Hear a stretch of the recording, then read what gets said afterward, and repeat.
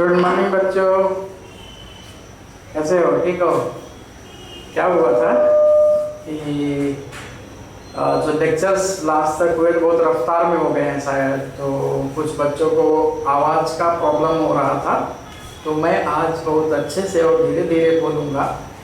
ऊपर से ये प्रॉब्लम था कि जो रिपीटर्स हैं, तो आपके जो सीनियर्स हैं उनके पेपर्स जल्दी अभी जून में होने हैं, तो रिवीजन 2 चैप्टर के होने थे। हालांकि बाकी चैप्टर्स पे लगभग सबको कमांड है, लेकिन अच्छा नहीं लग रहा होगा ना, मैं आराम से बोल रहा हूँ। ठीक है, फिर भी आराम से बोलें, क्योंकि ये रिकॉर्डिंग है ना, तो इसमें आवाज़ ज़रा गायब हो जाती है। क्लास में हम तो कैसे भी इतनी रफ्तार में बोलते तो भी तुम समझ जाते हो, बट यहाँ पे थोड़ा आराम से बोलना पड़ेगा। आराम से बोलना, देखो यहाँ भी गायब हो गया था आवाज़, है ना। आराम से बोलना पड़ेगा। तो उनके थोड़े रे ऑप्टिक्स का रिवीजन बाकी था, तो रिवीजन कर रहे थे, तो लगभग हो गया है वो।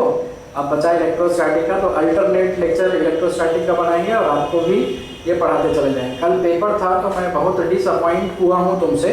क्यों? क्योंकि तुमने आंसर्स नहीं भेजे हैं। कुछ लोगों ने आंसर भेजे, मैक्सिमम लोगों ने भेजे हैं, लेकिन मैं कहूँगा असलम सो रहा होगा, वो तो नहीं किया पेपर, उसने भी आंसर नहीं भेजे हैं। उमर ने आंसर नहीं भेजे हैं, और भी बहुत सारे बच्चों ने नहीं भेजे। मदिया सिमरा ने नहीं भेजे हैं, सानिया सिफा ने नहीं आंसर भेजे हैं।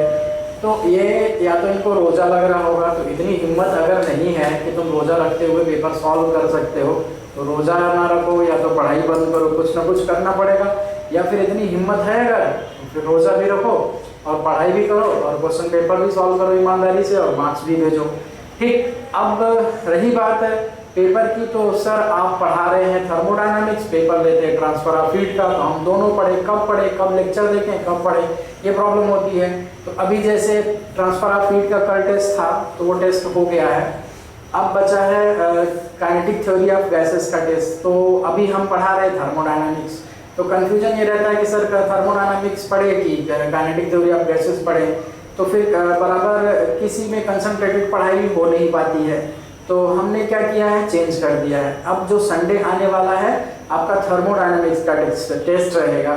एक लेक्चर थर्मोडायनामिक्स का हुआ है, वो आप देखिए, अच्छे से पढ़िए। हमने शायद मोलर स्पेसिफिक हीट तक पढ़ाया है, आज उसके आगे पढ़ेंगे। ठीक है, तो सीरियसली पढ़ाई करना है। एक 4-5 दिन का आपको गैप मिला रहा है, तो आपने शायद पढ़ाई नहीं की है, थोड़े डाइवर्जन भी हुआ होगा, थोड़ा आराम भी किए होंगे, और लूडो भी खेल रहे होंगे।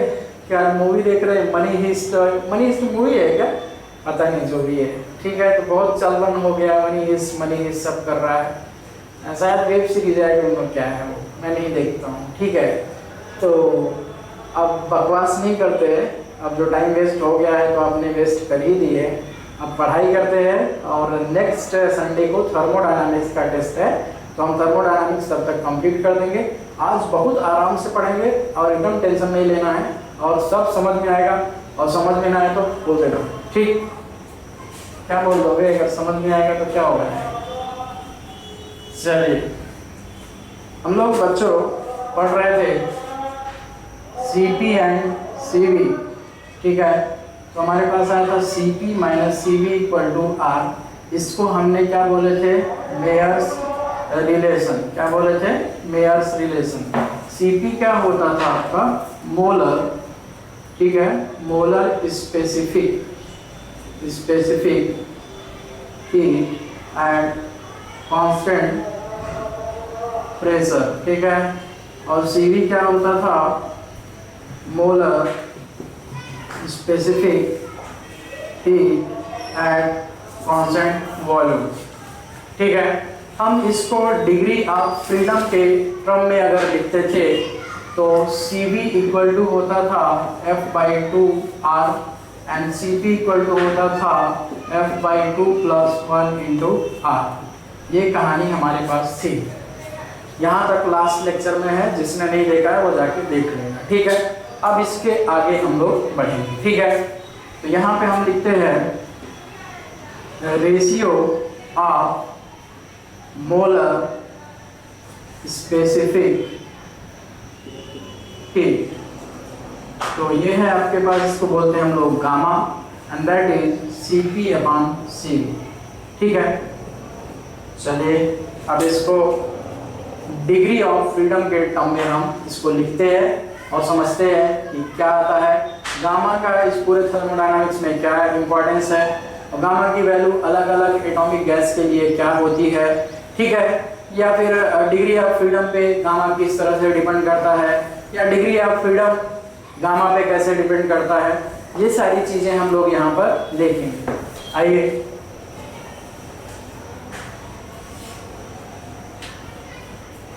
बच्चे, हमने अभी लिखा molar specific heat ratio gamma equal to Cp upon Cv। Cp का वैल्यू होता है F/2 + 1 into R in terms of degree of freedom, और Cv होता है F/2R। हम इसको सॉल्व करें, R में R को मार दिया, ये हो जाएगा F+2/2 इंटू F/2, इसने इसको मारा तो गामा इक्वल टू हमको मिला F/F+2/F। इसको दोनों टर्म को F से डिवाइड कर देंगे तो हमारे पास मिलेगा 1 + 2/F इक्वल टू गामा। मे भी नीट 2016 में ये क्वेश्चन ही आया हुआ है, which of the following relation is true. तो एक ऑप्शन में ये भी था gamma equal to 2/F and that is right answer, ठीक। तो आपके पास गामा और F में रिलेशन निकल गए। एक रिलेशन ये है, ठीक है, ये आपको एकदम जबान के टिप पे रखना पड़ेगा, ऐसा कि मतलब क्वेश्चन आए तो हमको जल्दी से बाहर आ जाना चाहिए कि भाई ये है रिलेशन, ठीक है। अगर इसको गामा किसके टर्म में है, F के टर्म में है, तो F को हम गामा के टर्म में निकालें तो 1 को उधर लेके जाएं तो 2/F इक्वल टू गामा -1, तो F इक्वल टू 2/गामा-1 हमने क्रॉस मल्टीप्लाई किया हुआ है। ओके बच्चों, तो मुझे गामा की वैल्यू डिग्री ऑफ फ्रीडम के टर्म में भी निकल गई है और गामा की वैल्यू डिग्री ऑफ फ्रीडम के टर्म में निकल गई है, एंड डिग्री ऑफ फ्रीडम की वैल्यू गामा के टर्म में भी हमने निकाली हुई है, ठीक है। अब जो Cp एंड Cv होता है इन terms of degree of freedom हमने लिखे हैं, तो Cp एंड Cv का value in terms of gamma भी हम लोग लिखते हैं, ठीक है। आइए तो यहाँ पे देखिए Cp की हम बात करें तो Cp होता है F/2 + 1 इंटू R, ठीक है। तो इसको हम लिख सकते हैं बच्चों, ये हो जाएगा 2/2 गामा-1, 2 ये वाला 2 ये है और +1, ये हो गया, 2 ने 2 को मार दिया और इंटू R, तो Cp इक्वल टू आपको मिलेगा 1 + गामा-1 अपॉन गामा-1 और इंटू R, 1 ने 1 को मार दिया तो Cp इक्वल टू मिला बेटा आपको गामा R अपॉन गामा-1। एकदम क्लियर है, कोई दिक्कत बिल्कुल नहीं है, इसमें कोई दिमाग नहीं लग रहा है, केवल क्रॉस मल्टीप्लाई लग रहा है, ट्रांसपोजिशन कर रहे हैं, बाकी ऐसे टेंशन लेने की ज़रूरत नहीं है, ठीक। आइए अब हम लोग Cv का वैल्यू निकालते हैं इन टर्म्स ऑफ गामा। आइए तो बच्चे यहाँ पे Cv इक्वल टू होता है F/2R, तो Cv इक्वल टू F होता है 2/गामा-1 और ये वाला 2 यहाँ लिख दो और इंटू R, ये आपका डिग्री ऑफ फ्रीडम और 2 और ये R, तो Cv इक्वल टू हो जाएगा R/गामा-1, ठीक है। और फिर से अगर आप इसका रेशियो लेंगे तो Cp/Cv फिर से आपको गामा मिल जाएगा, ठीक है। आई होप आपको यहाँ तक क्लियर है। अब हम लोग आगे बढ़ें, ठीक है। चलिए एक चीज़ और यहाँ लिख सकते हैं हम लोग कि इंटरनल एनर्जी डेल्टा U बराबर NCV∆T। ये किसी भी तरह का प्रोसेस हो, पूरे थर्मोडायनामिक्स में हम लोग इंटरनल एनर्जी NCV∆T या NCV/dt लिखते हैं, ठीक है। आइए तो Cv का वैल्यू कितना है बच्चे, R/गामा-1, तो डेल्टा U बराबर हो जाएगा N R/गामा-1 इंटू डेल्टा T, तो डेल्टा U बराबर हो जाएगा NR∆T/गामा-1। इसको NR∆T को हम लोग PV भी लिखते हैं, तो P डेल्टा V/गामा-1। इंटरनल एनर्जी का वैल्यू हम लोग गामा के टर्म में ऐसा लिख सकते हैं। वैसे फार्मूला रटने की ज़रूरत नहीं है, सारे लोग इंटरकनेक्टेड है। शुरू हुआ था कहाँ से, CP/CV से, और पहुंचे हम कहाँ पे, यहाँ पे, जो कि गामा क्या है, CP/CV है। तो सारी चीज़ें इंटरकनेक्टेड हैं। थोड़ा सा आप प्रैक्टिस करेंगे, थोड़ा सा आप देखेंगे, पढ़ेंगे, टाइम देंगे, चीज़ें अपने आप आने लग जाएंगी। ऐसा स्पेशल दिमाग इसको समझने के लिए नहीं चाहिए, ठीक है। चलिए हम लोग आगे बढ़ेंगे।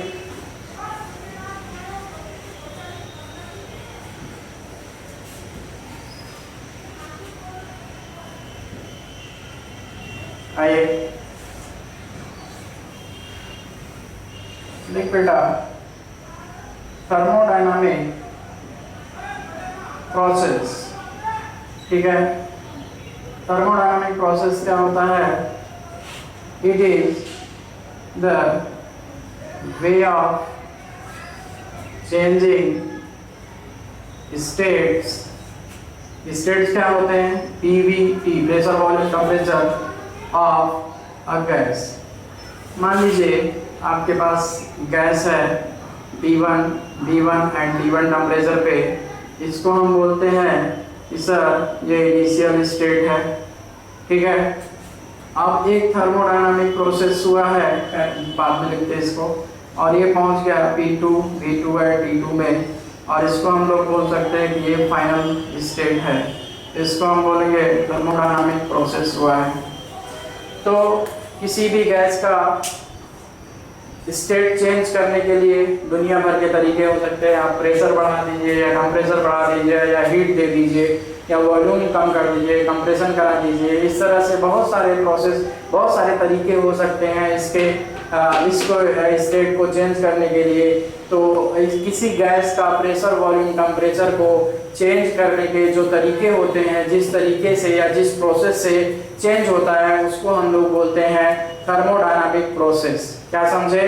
कोई भी गैस, मान लीजिए प्रेशर, वॉल्यूम, टेम्परेचर कोई इनिशियल स्टेट में है, उसको किसी भी तरीके से, अगर कोई भी तरीका या 100 तरीके से, 50 तरीके से, या एक तरीके से, कितने भी तरीके से हम उसको प्रेशर, वॉल्यूम, टेम्परेचर को हो सकता है एक साथ चेंज कर दें, या दो को एक साथ ले लें, या अकेला ही किसी को ले लें, या तीनों को साथ ले लें, या दो को ले लें, एक को छोड़ दें, या एक को छोड़े दो को ले लें। तो इस तरह से हम लोग कैसे भी करके उसका प्रेशर या वॉल्यूम या टेम्परेचर या तीनों या कोई दो, हम किसी भी तरह से अगर चेंज करते हैं, अब वो एक स्टेट से दूसरे स्टेट पे अगर जाता है, ये जो भी हमने प्रोसेस किया हुआ है उसको बोलते हैं थर्मोडायनामिक प्रोसेस। समझे? तो the ways of changing the state of any gas is thermodynamic process, ठीक है। आगे बढ़ेंगे, ये तुमको लिखना पड़ेगा, थ्योरी है, समझना पड़ेगा तो लिख लेना, ठीक है। आगे हम लोग लिखते हैं, ठीक है, टाइप्स ऑफ थर्मोडायनामिक प्रोसेस। तो टाइप्स ऑफ थर्मोडायनामिक प्रोसेस की हम लोग बात करें तो यहाँ ऐसा है, there are infinite number of thermodynamic process which is broadly divided into method, ठीक है। इनफाइनाइट नंबर का प्रोसेस हो सकता है जिसको हम लोग दो तरीके से डिफाइन करते हैं। तो पहला क्या है, ये मैं मिटा रहा हूं, तुमको लिखना है। आइए, तो फर्स्ट क्या है, पहला है आइसोट्रोपिक थर्मोडायनामिक प्रोसेस, एंड दूसरा है बच्चों non isotropic thermodynamic process. Here molar specific heat is constant and heat is written as Q equal to Nc T2 minus T1। ये क्या है, constant है। But in non-isotropic process, molar specific heat is vary so Q equal to integral d Q equal to n C d T और T1 to T2। तो हम लोग इसको क्या करते हैं, इंटीग्रेट कर लेते हैं। ठीक है, चलिए हम लोग आगे बढ़ेंगे।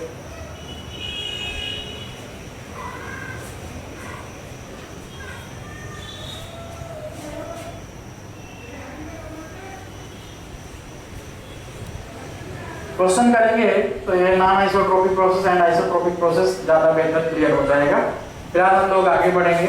लिखिए हेडिंग इंडिकेटर डायग्राम, जिसको हम लोग बोलते हैं ID. This is quite simple method to understood any thermodynamic process। आज मेरा राइटिंग अच्छा आ रहा है, very good. thermodynamic process, okay? Basically it is graphical representation of any thermodynamic process by which we can identify the thermodynamic state of gas। ठीक है, तो ये ID curve क्या है? आईडी कर्व बोलते हैं या इंडिकेटर डायग्राम। तो इंडिकेटर डायग्राम क्या होता है? कोई भी थर्मोडायनामिक प्रोसेस हो रही, थर्मोडायनामिक प्रोसेस क्या हो रही, कोई गैस एक स्टेट में है। स्टेट वेरिएबल क्या होते हैं? प्रेशर, वॉल्यूम, टेम्परेचर होते हैं। एक स्टेट से दूसरे स्टेट में जाती है तो उसका हम लोग उसका जो प्रोसेस हुआ है, हो सकता है आइसोकोरिक प्रोसेस हुआ है। आइसोकोरिक मतलब कांस्टेंट प्रेशर पे कुछ ना कुछ वॉल्यूम बढ़ा होगा या टेम्परेचर बढ़ा होगा, या हो सकता है कांस्टेंट वॉल्यूम पे प्रेशर बढ़ा होगा या टेम्परेचर बढ़ा होगा, हो सकता है कांस्टेंट टेम्परेचर पे प्रेशर या वॉल्यूम चेंज हुए होंगे। तो ये तरह के प्रोसेस हो सकते हैं। तो हम लोग उस प्रोसेस को ग्राफिकली रिप्रेजेंट करते हैं, तो उसको हम लोग बोलते हैं इंडिकेटर डायग्राम। ठीक है, चलिए थोड़ा सा हम लोग इसको बेहतर करते हैं। लिख बेटा, प्रॉपर्टीज ऑफ आईडी कर्व। ठीक है, आईडी मतलब इंडिकेटर डायग्राम। ठीक है, तो पहला है the ID curve mainly plotted between pressure P and volume V। ठीक है, the every point of curve tells about the unique thermodynamic state of gas। मतलब कोई कर्व है तो उसमें बहुत सारे पॉइंट होंगे, तो हर एक पॉइंट पे गैस का एक यूनिक स्टेट रहेगा। अलग अलग जगह पे या अलग अलग पॉइंट पे प्रेशर, वॉल्यूम, टेम्परेचर अलग अलग हो सकते हैं, या दो चीजें सेम हो सकती है एट अ टाइम, तीनों सेम नहीं है, या फिर हम लोग एक जगह पे सेम है तो दूसरी जगह पे अलग रहे होंगे। ये सारी कहानी हम लोग देखते हैं। तो जो आईडी कर्व होता है उसका एक पॉइंट गैस के एक यूनिक स्टेट को रिप्रेजेंट करता है। चलिए आगे बढ़ेंगे, तो इसको हम लोग समझा देते हैं। आइए, तो क्या बोल रहा है पहला पॉइंट कि जो इंडिकेटर डायग्राम होता है बच्चों, वो कहाँ बनता है? प्रेशर एंड वॉल्यूम के बीच में बनता है।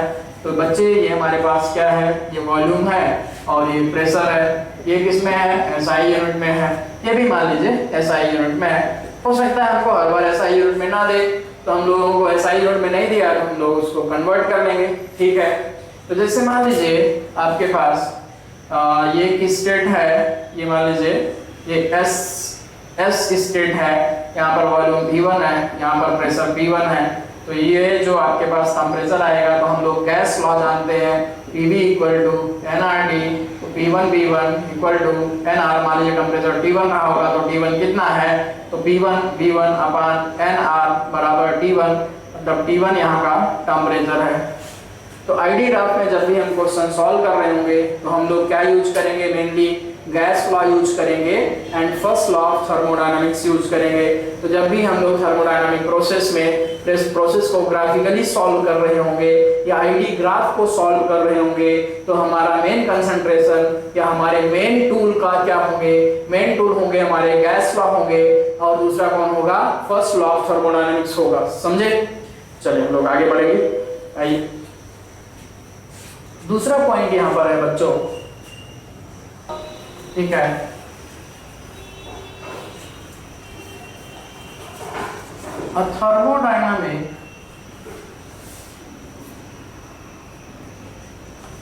process is represented on ID curve between two state। Two state कैसा है बच्चे, ये मान लीजिए आपके पास वॉल्यूम है, ये प्रेशर है। ऑलरेडी बोला जा चुका है कि ये जो आपका आईडी ग्राफ होता है मेनली प्रेशर एंड वॉल्यूम के बीच में ड्रॉ किया जाता है। कोई ये भूत नहीं है, नॉर्मल सी बात है, वो हम लोग सिंपली पढ़ लेंगे। आइए, तो हमारे पास मान लीजिए बेटा ये कोई थर्मोडायनामिक प्रोसेस S1, एक स्टेट S1 है और एक दूसरा स्टेट हमारे पास कौन है, S2 है। यहाँ पर वॉल्यूम V1 है और यहाँ पर वॉल्यूम प्रेशर P1 है, यहाँ पर वॉल्यूम V2 है और यहाँ पर प्रेशर कितना है, P2 है। तो मान लीजिए कि ये जो S1 स्टेट से गया है तो ये ऐसे गया है, जब ये ऐसे जाएगा तो आपका वॉल्यूम तो बढ़ रहा है लेकिन प्रेशर नहीं बढ़ रहा है। इसको बोलते हैं आइसोकोरिक प्रोसेस। क्या बोलते हैं, सॉरी, ये जो प्रेशर कांस्टेंट है ना, इसको बोलते हैं pressure constant baric process, isobaric process. Bar क्या होता है, प्रेशर का यूनिट होता है, तो प्रेशर जहाँ कांस्टेंट है तो हम लोग हालांकि उसके नाम से बोलते हैं, ऐसा जरूरी नहीं कि बार है तो बेरिक बोलते हैं, तो आइसोबेरिक प्रोसेस बोलते हैं हम इसको। तो जहाँ पर प्रेशर कांस्टेंट रहेगा उसको बोलेंगे आइसोबेरिक प्रोसेस, जहाँ पर वॉल्यूम कांस्टेंट रहेगा उसको क्या बोलेंगे, आइसोकोरिक प्रोसेस। क्या बोलेंगे, आइसोकोरिक प्रोसेस। ठीक है, तो आइसोकोरिक प्रोसेस बोलेंगे इसको, जहाँ पर क्या रहेगा, V कांस्टेंट रहेगा। क्या हम लोग ये प्रोसेस में पढ़ेंगे, जहाँ प्रेशर कांस्टेंट रहेगा उसको क्या बोलेंगे, आइसोबेरिक प्रोसेस। क्या बोलेंगे बेटा, आइसोबेरिक प्रोसेस। तो S1 से S2 तक जाने के लिए एक मान लीजिए इंटरमीडिएट स्टेट SI रहा हो, तो यहाँ से S1 से SI पे गया, आइसोबेरिकली गया एंड देन ये ऊपर चला गया S2 पे, तो ये यहाँ पर आपके पास प्रेशर कांस्टेंट था। अब यहाँ पर क्या है, वॉल्यूम अगर SI पर V2 है तो S2 पर भी V2 है, मतलब वॉल्यूम कांस्टेंट है लेकिन प्रेशर P1 से P2 हो गया है। तो S1 से S2 जाने के लिए एक तरीका है जहाँ पर एक आइसोबेरिकली प्रोसेस हुआ है और दूसरे में आइसोकोरिकली प्रोसेस हुआ है या आइसोकोरिक प्रोसेस हुआ है। ये बहुत ही फंडामेंटल चीजें हैं जो हम लोग यहाँ पर अभी पढ़ रहे हैं, तो एकदम लोड लेने की जरूरत नहीं है। आज के लेक्चर में मैं बेसिक ही पढ़ाऊंगा, एकदम लोड नहीं लेना है, बट पूरा लेक्चर अच्छे से देखना है और नोट्स भी बनाना है। ठीक है, आइए, दूसरा तरीका हो सकता है S1 से S2 जाने के लिए कोई भी बोल सकता है कि सर आप यहाँ चले जाइए और फिर यहाँ चले जाइए। तो ये वाला प्रोसेस कौन सा हुआ, प्रेशर अगर S1 पे V1 था तो एक मान लीजिए SI डैश, ये इंटरमीडिएट स्टेट है, तो V1 प्रेशर S1 पे भी है और V1 प्रेशर SI डैश पे भी है, मतलब ये प्रोसेस जो हुआ है आइसोकोरिक प्रोसेस हुआ है, यहाँ कांस्टेंट वॉल्यूम है। फिर हम SI डैश से S2 पर गए हैं तो हमारे पास प्रेशर यहाँ पर P2 है, तो यहाँ पर भी P2 है, लेकिन वॉल्यूम V1 से P2 हो गया है, तो वॉल्यूम चेंज हो रहा है बट प्रेशर यहाँ पर कांस्टेंट है, ऐसा बोल सकते हैं इसको। ठीक है, तीसरा तरीका क्या हो सकता है थर्मोडायनामिक प्रोसेस का, इस S1 स्टेट से S2 स्टेट तक जाने के लिए, ये हो सकता है। तो यहाँ पर क्या हो रहा है, हर एक पॉइंट पर प्रेशर भी चेंज हो रहा है, वॉल्यूम भी चेंज हो रहा है, ये किसी अलग तरह का थर्मोडायनामिक प्रोसेस होगा। या S1 से S2 जाने का आप तरीका बता दीजिए, तो किसी ने बोल दिया सर ऐसे चले जाइए, तो ऐसे चले गए तो यहाँ पर वॉल्यूम कुछ और हो गया, V2 डैश मान लीजिए, और यहाँ पर प्रेशर भी क्या हो गया, कम हो गया, एक्सपेंशन हुआ है। फिर ये कहाँ पे चला गया, S2 पे ऐसे चला गया, तो ये भी एक तरह का थर्मोडायनामिक प्रोसेस है। तो दो स्टेट के बीच में क्या है कि स्टेट से दूसरे स्टेट तक जाने के लिए दुनिया भर के थर्मोडायनामिक प्रोसेस हो सकते हैं या दुनिया भर के तरीके हो सकते हैं। थर्मोडायनामिक प्रोसेस है क्या, किसी भी गैस के एक स्टेट से दूसरे स्टेट में जाने के जितने तरीके हो सकते हैं वही क्या होता है, थर्मोडायनामिक प्रोसेस होता है। और नंबर ऑफ तरीके इनफाइनाइट हो सकते हैं, मैंने आपको बोले हुए हैं, एक होता है पॉलीट्रोपिक प्रोसेस और दूसरा होता है non polytropic process. Polytropic process में क्या होता है, मोलर स्पेसिफिक हीट कांस्टेंट रहती है, एंड नॉन पॉलीट्रोपिक प्रोसेस में मोलर स्पेसिफिक हीट कांस्टेंट नहीं रहती है। तो अगर नॉन पॉलीट्रोपिक प्रोसेस में हमको हीट निकालना है तो हम NCDT को इंटीग्रेट कर देते हैं, तो वहां से हमको हीट मिल जाती है। फिलहाल हम लोग अभी यहाँ पर पढ़ रहे हैं। ठीक, आई होप आपको ये क्लियर हुआ होगा कि ये ऐसी कहानी बनती। ठीक है, तो क्या हुआ कि जो आईडी ग्राफ बनता है P और V के बीच में बनता है।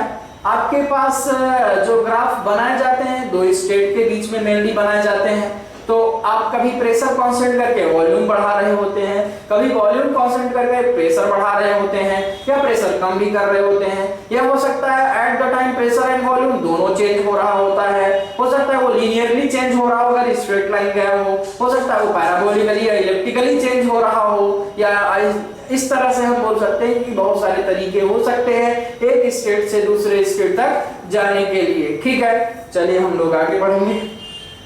हाँ जी, बताइए।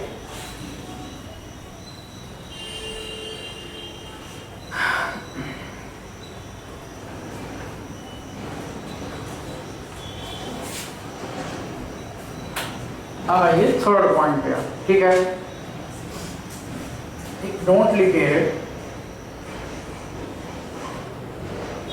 each point of curve represent a state of gas. ID graph is the locus of intermediate state of gas in a thermodynamic process। क्या मतलब सर, अगर मान लीजिए ये वॉल्यूम है और ये क्या है, प्रेशर है, यहाँ पर था और यहाँ पे चला गया, यहाँ पे V2 हो गया, यहाँ पे V1 हो गया, यहाँ पे P1 हो गया और यहाँ पे P2 हो गया।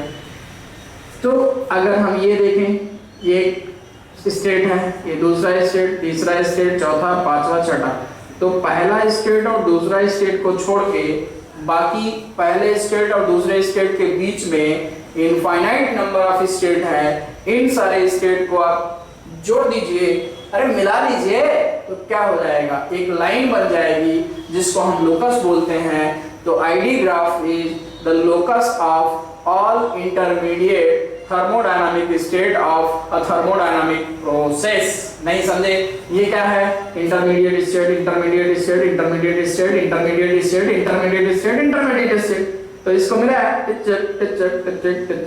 ये मिला दिया, तो क्या हो गया, ये एक ग्राफ बन गया जिसको हम लोग बोलते हैं लोकस। ये जो स्टेटमेंट लिखा है ये समझे। चलिए हम लोग आगे बढ़ेंगे।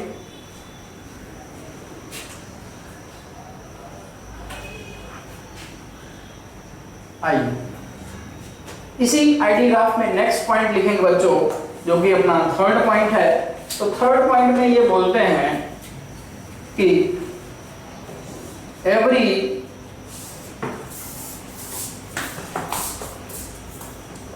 ID graph of thermodynamic process has an equation and that is known as process equation। ठीक है, अब ये रिपीटर को बढ़ा देना तो ये जरूरत नहीं थी लिखने की, लेकिन अभी तुम छोटे बच्चे हो, इतने बड़े वाले, तो तुमको ये पढ़ाना पड़ेगा। तो इसलिए एकदम से शांति से पढ़ाई करना है, एकदम एक एक चीज को क्लियर करना, क्योंकि तुमको जब रिपीट करेगा, सॉरी रिपीट तो नहीं कर सकते, मतलब आगे जब पढ़ेंगे हम लोग तो ये चीजें ध्यान रखेंगे। ठीक, चलिए। तो every ID graph of the thermodynamic process has an equation is known as process equation. तो मान लीजिए कि हमारे पास क्या है, ये वॉल्यूम है और ये क्या है, प्रेशर है, और यहाँ पर अगर हम लोग ऐसा कुछ करें कि मान लीजिए एक पॉइंट S1 स्टेट है और ये क्या है S2 स्टेट है, और ये कुछ ऐसा आपके पास लोकस है, मतलब ऑल इंटरमीडिएट पॉइंट को हमने मिलाया तो ऐसा हमको ग्राफ मिला है। तो इसका एक जैसे हम लिखते हैं ना, जैसे मान लीजिए ये x है और ये y है, तो ये लाइन है, तो y इक्वल टू क्या लिखते हैं, x लिखते हैं। तो y की जगह कौन है, प्रेशर है, और x की जगह कौन है, वॉल्यूम है।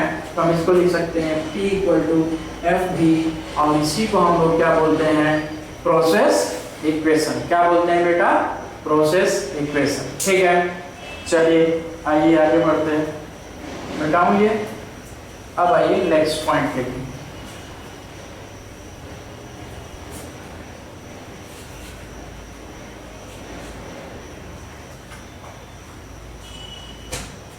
नेक्स्ट पॉइंट लिखेंगे 4। आइए,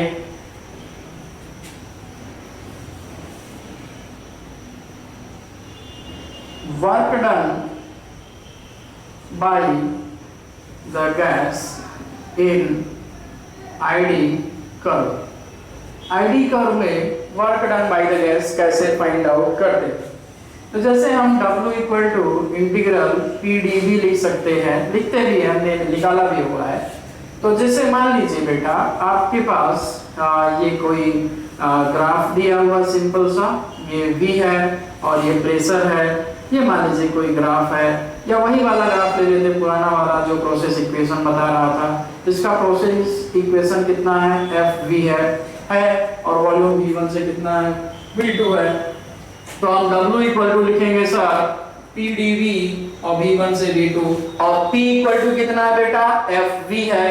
तो FV है तो W बराबर कितना हो जाएगा, F ऑफ V dV और V1 से V2। तो ये है क्या, ये है एरिया अंडर कर्व। ठीक है, तो कोई भी कर्व है उसके नीचे वॉल्यूम एक्सिस पे, या ये जिस वेरिएबल का फंक्शन है उस वेरिएबल वाली एक्सिस पे जो हम लोग वॉल्यूम निकालेंगे वही हमारा क्या हो जाएगा, वर्क डन हो जाएगा।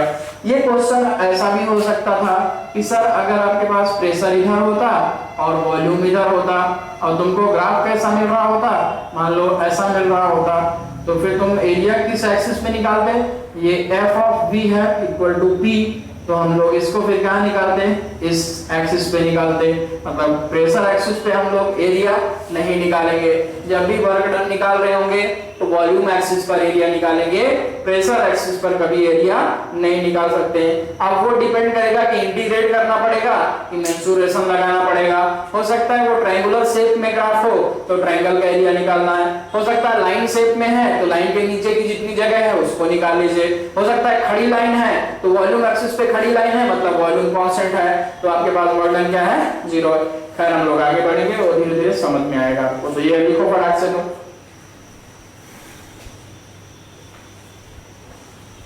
स्क्रीन रोक के आप लिख लेना, ठीक।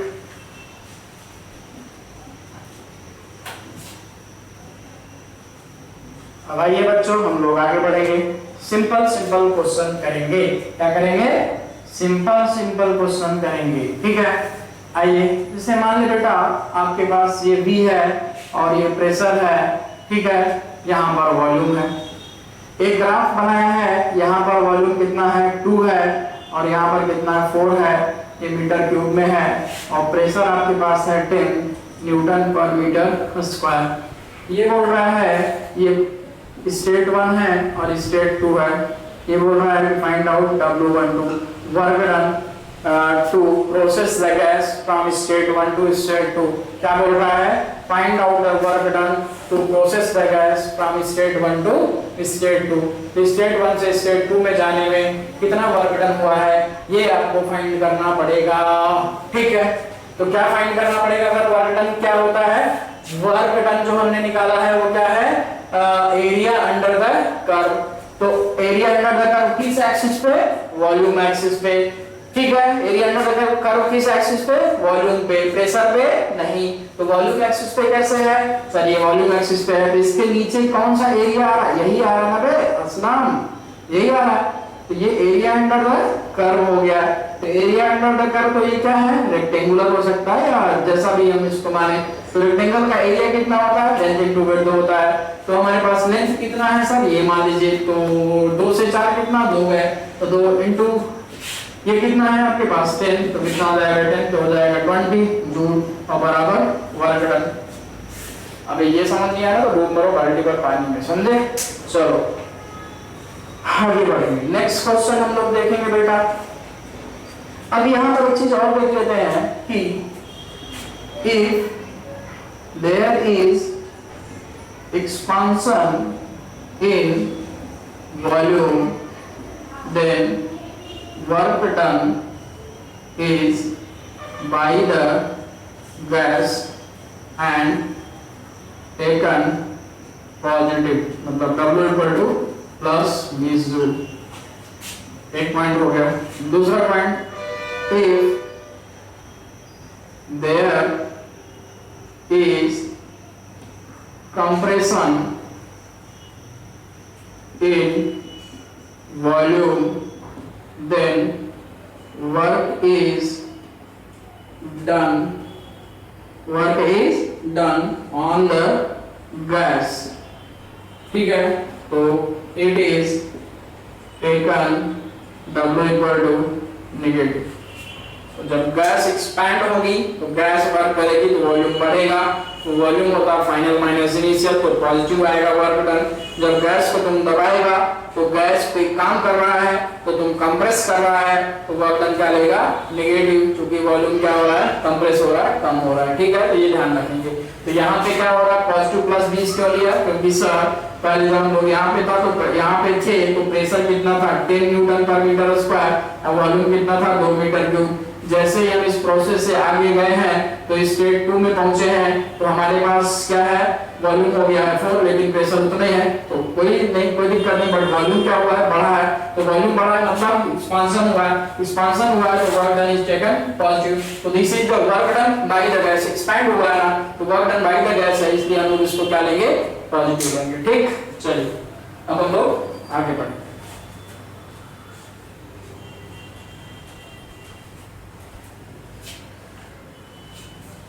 आइए बेटा नेक्स्ट क्वेश्चन हम लोग देखेंगे। सिंपल क्वेश्चन है, फिर सबको कंबाइन करके एक क्वेश्चन बनाएंगे, फिर वो सॉल्व करेंगे, ठीक।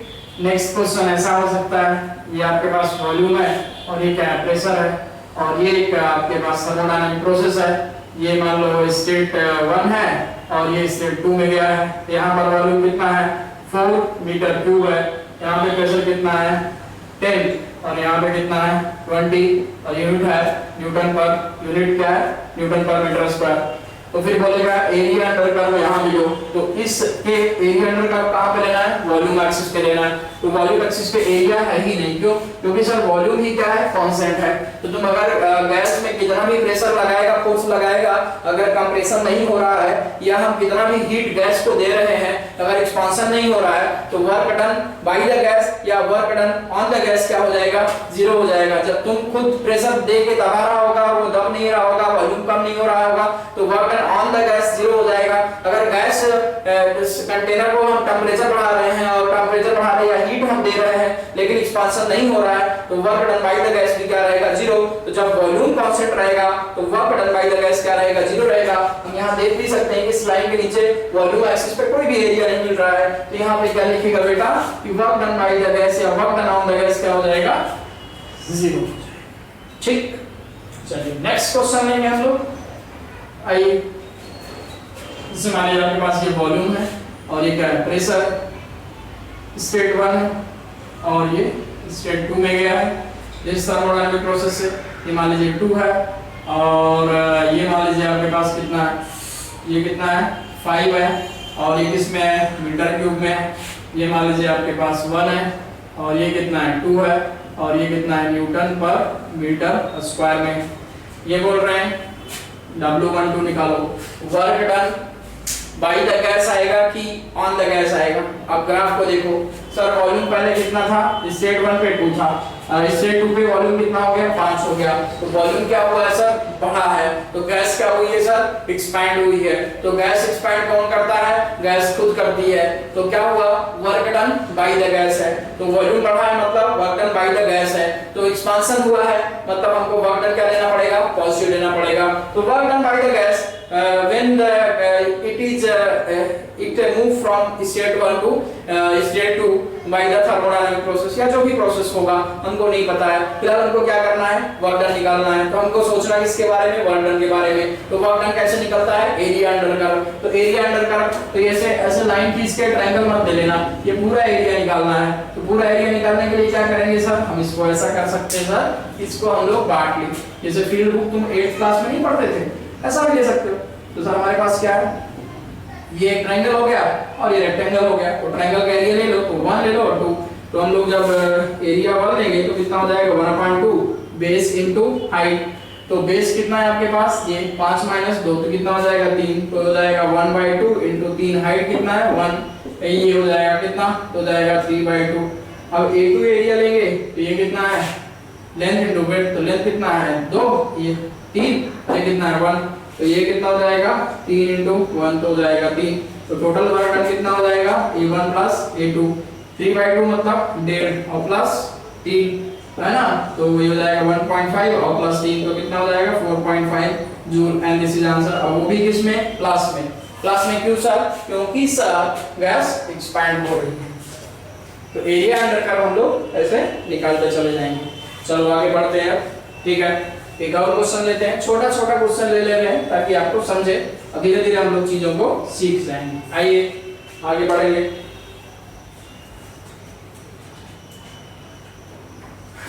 नेक्स्ट क्वेश्चन,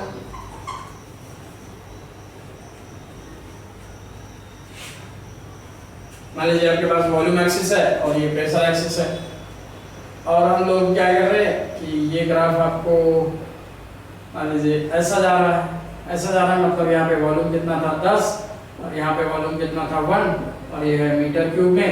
यहाँ पर प्रेशर कितना था आपके पास 4 ठीक है और यहाँ पे प्रेशर कितना है 20 और ये है न्यूटन मीटर स्क्वायर। ये बोल रहे हैं कि स्टेट 1 था और स्टेट 2 में गया। तब तुम ग्राफ देख के ही समझ जाएगा कि आपके पास कंप्रेशन हो रहा है एक्सपांशन हो रहा है। सर स्टेट 1 से स्टेट 2 में जा रहे हैं। ये स्टेट 1 में जो वॉल्यूम था हमारे पास वो कितना था 10 मीटर क्यूब था और जब स्टेट 2 में जाते हैं तो वॉल्यूम कितना हो गया 1 मीटर क्यूब हो गया है। इसका मतलब ये हुआ है वॉल्यूम कम हुआ है मतलब कंप्रेशन हुआ है। तो कंप्रेशन जब होता है तो work done on the gas होता है। तो work done on the gas हम लोग निगेटिव लेते हैं। तो वर्क डन को हमको निकालना है। तो वर्क डन निकालने के लिए 2 बजे रात को भी तुमको कोई पूछेगा तो क्या करेगा एरिया अंडर कर्व ले लेगा। तो आइए एरिया अंडर कर्व ले लेते हैं। तो फिर वही मेथड, तो एरिया अंडर कर्व कहाँ लेंगे वॉल्यूम एक्सिस पे लेंगे। तो ये पूरा नहीं लेना है यहाँ से लेना ठीक है, क्योंकि जहाँ तक अपना स्ट्रेट है वहीं तक लेना ठीक है। तो ये आप ट्रायंगल और रेक्टेंगल में डिवाइड कर लीजिए। इसका एरिया निकालेगा तो 1/2 बेस इनटू हाइट। बेस कितना है 9 और हाइट कितना है 16। ये हो जाएगा 1/2 × 9 × 16 तो हो जाएगा 9 × 8 तो कितना हो जाएगा 72 ठीक। अब ये एरिया निकालना है तो ये एरिया कितना हो जाएगा लेंथ कितनी हो जाएगी 9 और ये कितना है 4 तो कितना हो जाएगा 36 है ना। तो टोटल वर्क डन कितना हो जाएगा 36 90 तो 36 और प्लस 72 तो कितना हो जाएगा 6 2 8 और 7 3 10 हो जाएगा 108 जूल, और वो भी किसमें, माइनस में। क्यों माइनस में सर? क्योंकि ये क्या हो रहा है, क्योंकि ये क्या हो रहा है, क्योंकि ये क्या हो रहा है, कंप्रेशन हो रहा है, समझे? तो इस तरह से हम लोग वर्क डन को निकालेंगे। चलिए ठीक है, अब आइए हम लोग कुछ क्वेश्चन अच्छे लेते हैं। ये तो हलवा क्वेश्चन था जो तुमको, ये तो हलवा क्वेश्चन था जो तुमको सिखाने के लिए दिया था। चलिए आगे बढ़ेंगे। एक नोट लिखेंगे उसके पहले हम लोग कि work done by the gas क्या लेंगे हम लोग, पॉजिटिव लेंगे, ठीक है। दूसरा है work done on the gas क्या लेंगे हम लोग, नेगेटिव लेंगे, ठीक है। Heat given to the system is positive, system है एस बाई एम। अब हीट एक्सट्रैक्टेड मतलब हीट सिस्टम से लिया गया है, extracted from system is negative. अगर किसी थर्मोडायनामिक प्रोसेस में आप सिस्टम को गैस देंगे तो वो प्लस क्यू लेंगे, और अगर सिस्टम से हीट बाहर निकालेंगे तो वो माइनस क्यू लेंगे, ठीक है।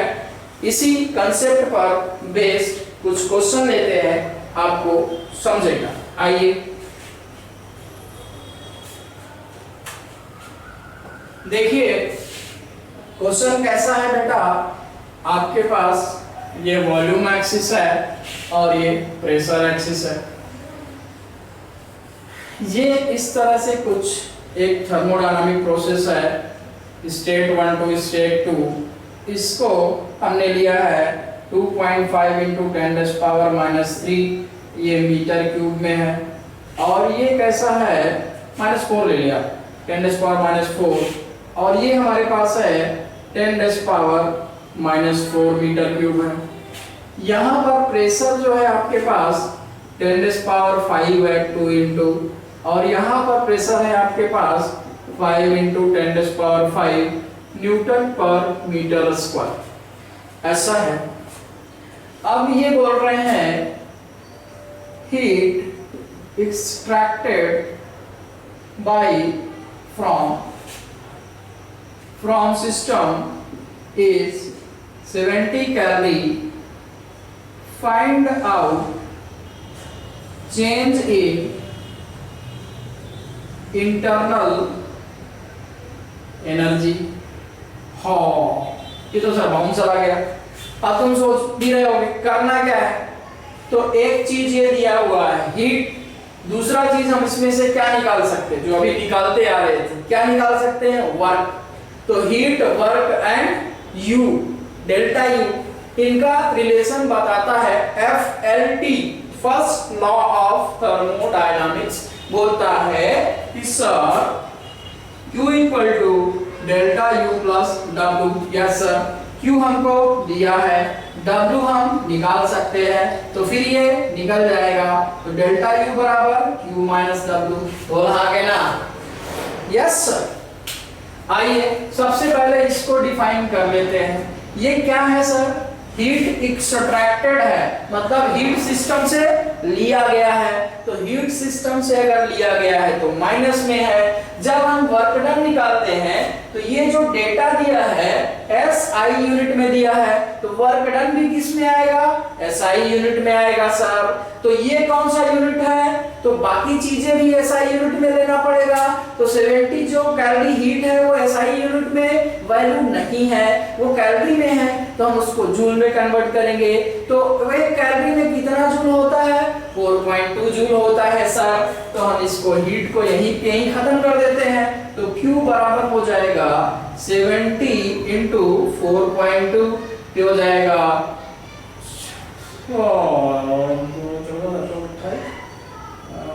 294, एकदम सही 294 जूल आया। वो भी क्या, माइनस में, क्यों, क्योंकि heat is extracted from system, समझे। तो हमको मिल गया, Q मिल गया, और अगर हमको W मिल गया तो हम निपटा देंगे। यस सर, बोलो हाँ के ना? यस। तो अब हम क्या करें, वर्क डन निकालें। तो work done area under volume axis, ठीक है। Area under curve on the volume axis. तो एरिया निकालना है सर, ये वाला ट्रायंगल ले लो, ये रेक्टेंगल ले लो, तो ये वाला एरिया कितना आया हमको, अरे बोलो सर, आएगा 1/2 इनटू बेस कितना है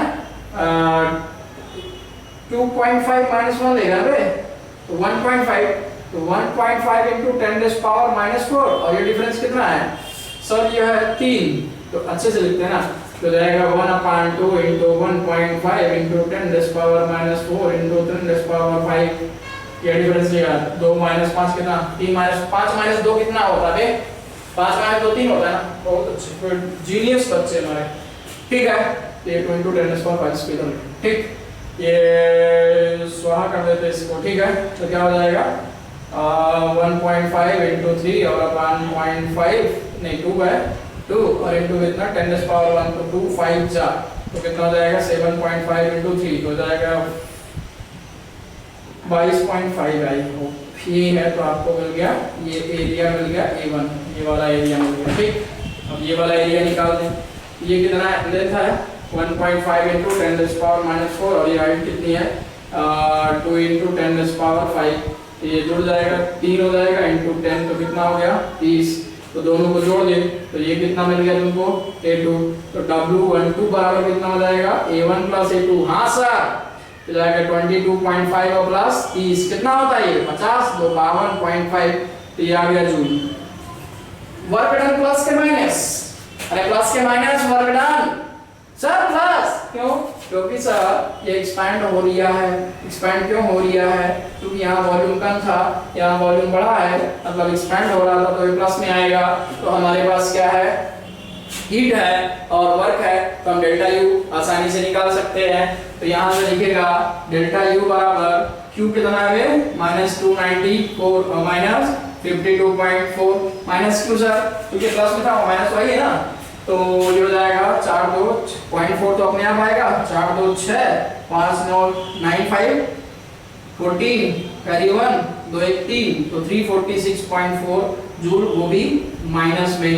तो इंटरनल एनर्जी क्या हो रही है, डिक्रीज हो रही है, and this is all about the answer and वाह। तो बच्चों आज का लेक्चर बहुत हो गया है, 30-40 मिनट का 30 मिनट का लेक्चर हुआ होगा, ठीक है। तो थोड़ा थोड़ा करके पढ़ाएंगे, अगले संडे कंप्लीट हो जाएगा, अभी आने वाले संडे में ये चैप्टर जो है ना ये कंप्लीट हो जाएगा, और नहीं भी हुआ तो जहां तक पढ़ाया रहेगा वहां तक टेस्ट लूंगा, तो तुमको इंटेंशनली इसी को पढ़ना है, समझे। और सीपी सिंह या जो भी बुक है तुम्हारे पास उसके क्वेश्चन सॉल्व करने, मैं आज ही तुमको डीपीपी डाल दे रहा हूँ थर्मोडायनामिक्स का, समझे। Thank you.